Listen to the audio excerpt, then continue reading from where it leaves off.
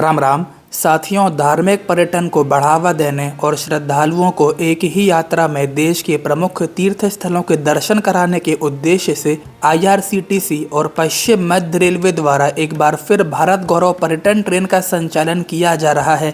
यदि आप भगवान शिव के ज्योतिर्लिंगों के दर्शन के साथ साथ भगवान श्री कृष्ण की पावन नगरी द्वारका की यात्रा का सपना देख रहे हैं तो यह विशेष ट्रेन आपके लिए एक सुनहरा अवसर लेकर आई है। आज की इस वीडियो में हम आप लोगों को पूरी यात्रा की विस्तृत जानकारी देंगे, जिसमें ट्रेन का मार्ग, ठहराव, यात्रा कार्यक्रम, दर्शनीय स्थल, पैकेज की विशेषताएं और इस यात्रा का धार्मिक महत्व शामिल होगा। चलिए आप लोगों को बताते हैं पूरी खबर, लेकिन उससे पहले हमारे यूट्यूब चैनल को पहली बार देख रहे हों तो अभी सब्सक्राइब जरूर कर लीजिएगा। चलिए वीडियो शुरू करते हैं।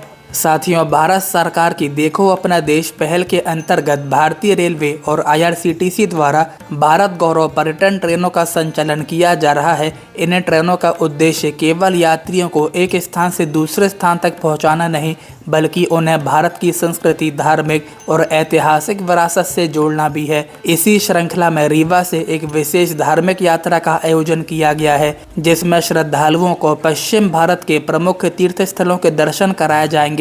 यह विशेष ट्रेन 11 जुलाई 2026 को रीवा रेलवे स्टेशन से अपनी यात्रा प्रारंभ करेगी। लगभग 10 रात और 11 दिनों की इस यात्रा में श्रद्धालुओं को ट्रेन में सफर, भोजन, होटल में ठहरने की व्यवस्था, स्थानीय बस परिवहन तथा तीर्थ स्थलों के दर्शन जैसी सुविधाएं एक ही पैकेज के अंतर्गत उपलब्ध कराए जाएंगे। यही कारण है कि ऐसे पैकेज वरिष्ठ नागरिकों, परिवारों और समूहों के बीच काफी लोकप्रिय होते जा रहे हैं। यदि ट्रेन के बोर्डिंग स्टेशन की बात करें तो यह ट्रेन केवल रीवा तक सीमित नहीं रहेगी। पश्चिम मध्य रेलवे क्षेत्र के कई महत्वपूर्ण स्टेशनों से यात्री इसमें सवार हो सकेंगे। इनमें 17 मैहर, कटनी, जबलपुर, नरसिंहपुर, इटारसी, रानी, कमलापति, भोपाल, शुजालपुर और उज्जैन जैसे प्रमुख स्टेशन शामिल हैं। इसमें मध्य प्रदेश के हजारों श्रद्धालुओं को अपने निकटतम स्टेशन से यात्रा प्रारंभ करने का अवसर मिलेगा। इस यात्रा के सबसे महत्वपूर्ण आकर्षण, यात्रा का प्रमुख केंद्र होगा द्वारका धाम।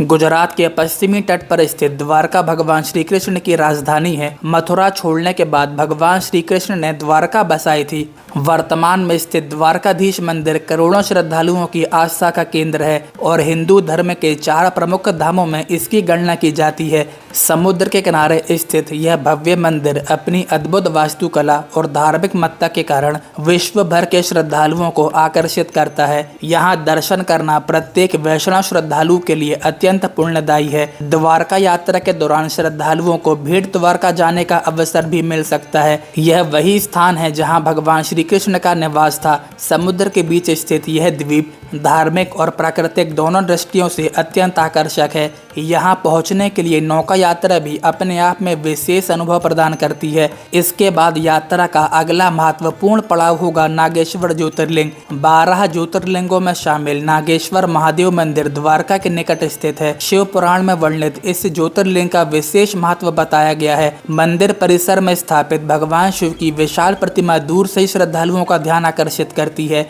यात्रा का अगला मुख्य आकर्षण है सोमनाथ ज्योतिर्लिंग। गुजरात के प्रभास पाटन में स्थित सोमनाथ मंदिर भारतीय इतिहास, संस्कृति और आस्था का जीवंत प्रतीक है। इतिहास में कई बार विदेशी आक्रमणों के दौरान इस मंदिर को क्षति पहुंचाई गई, लेकिन हर बार इसका पुनर्निर्माण हुआ। स्वतंत्रता प्राप्ति के बाद सरदार वल्लभ भाई पटेल की पहल पर इसका आधुनिक स्वरूप तैयार किया गया। अरब सागर के तट पर स्थित यह मंदिर सूर्यास्त के समय अत्यंत मनमोहक दृश्य प्रस्तुत करता है। यहाँ पहुंचकर श्रद्धालु केवल धार्मिक अनुभूति ही नहीं, बल्कि भारत की गौरवशाली सांस्कृतिक विरासत का भी अनुभव करते हैं। इसके पश्चात यात्रा का एक और महत्वपूर्ण पड़ाव होगा ओमकारेश्वर ज्योतिर्लिंग। मध्य प्रदेश के खंडवा जिले में मां नर्मदा नदी के मध्य स्थित मानधाता द्वीप पर बना यह मंदिर भगवान शिव के 12 ज्योतिर्लिंगों में से एक है। विशेष बात यह है कि जिस द्वीप पर मंदिर स्थित है उसका आकार ओम के समान दिखाई देता है, जिससे इसका नाम ओमकारेश्वर पड़ा। मां नर्मदा नदी की शांत धारा, पहाड़ियों का मनोरम दृश्य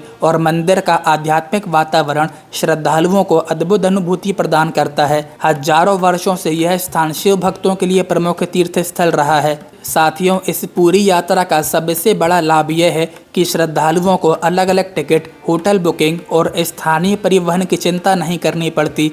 IRCTC द्वारा संपूर्ण यात्रा का प्रबंधन किया जाता है। यात्रा के दौरान शाकाहारी भोजन, रहने की व्यवस्था, सुरक्षा और मार्गदर्शन जैसी सुविधाएं भी प्रदान की जाती है। यही कारण है कि बड़ी संख्या में वरिष्ठ नागरिक और परिवार ऐसी यात्राओं को प्राथमिकता देते हैं। धार्मिक दृष्टि से देखें तो यह एक ही यात्रा में द्वारकाधीश मंदिर, नागेश्वर ज्योतिर्लिंग, सोमनाथ ज्योतिर्लिंग और ओमकारेश्वर ज्योतिर्लिंग के दर्शन करना अत्यंत शुभ माना जाता है। यह यात्रा भगवान श्री कृष्ण और भगवान शिव दोनों की आराधना का अवसर प्रदान करती है।